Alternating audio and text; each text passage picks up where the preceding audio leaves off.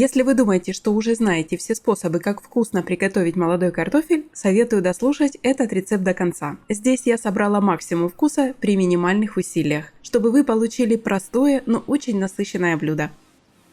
Представьте, хрустящая золотистая корочка, нежная середина с интересными дополнениями. Именно такой рецепт просят повторить снова и снова. И сегодня я поделюсь им с вами. Итак, начинаю. Молодая картошка тщательно вымыта. Я оставляю кожуру, в ней не только польза, но и текстура остается сочной и красивой. Заливаю холодной водой, ставлю на огонь. Варю до готовности, проверяя шпажкой.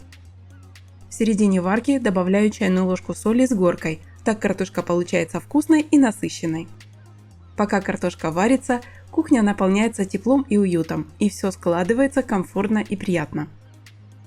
Готовлю соус, который придает блюду неповторимый шарм. В основе густая сметана с 15% жирности. Она придает соусу кремовую мягкость. Добавляю острую горчицу, чтобы не перебить вкус, а лишь оттенить его. 3-4 зубчика чеснока пропускаю через пресс. Все быстро смешивается. Простой процесс, который словно добавляет капельку заботы и уюта в этот момент. Когда картофель сварился, сливаю воду и аккуратно перекладываю его на противень, застеленный пергаментом. Вот важный момент. Выкладываю клубни с небольшим расстоянием друг от друга. Прижимаю каждый кусочек примерно наполовину. Не превращаю в лепешку, а просто делаю плоскую поверхность. Так соус и сыр лучше ложатся сверху. И в духовке появляется аппетитная хрустящая корочка, которую все любят. Это не просто технический момент. Здесь, как и в жизни, немного пространства и свободы помогают раскрыться.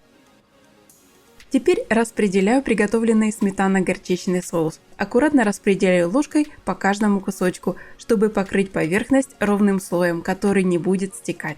Именно этот соус придает блюду мягкость и вкус, объединяет все ингредиенты в гармоничное целое. И, конечно, не забывайте подписываться на канал, чтобы не пропустить следующие рецепты.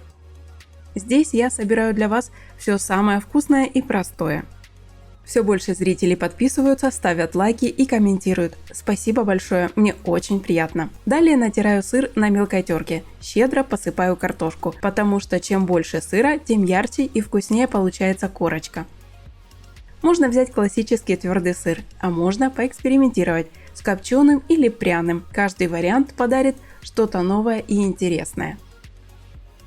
Теперь нарезаю прикопченные колбаски кружочками. Аккуратно выкладываю их поверх картофеля. При запекании они подрумянятся, дадут аромат и придадут блюду насыщенность, которая так приятно дополняет нежность картошки и кремовость соуса.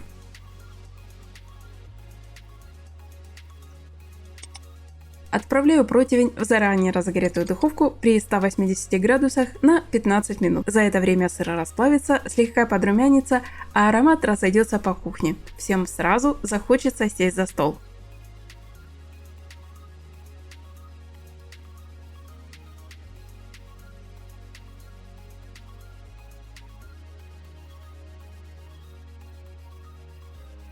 Ложка сметаны, овощной салат с зеленью или квашеной капустой. Легкость и свежесть отлично сочетаются с горячей картошкой.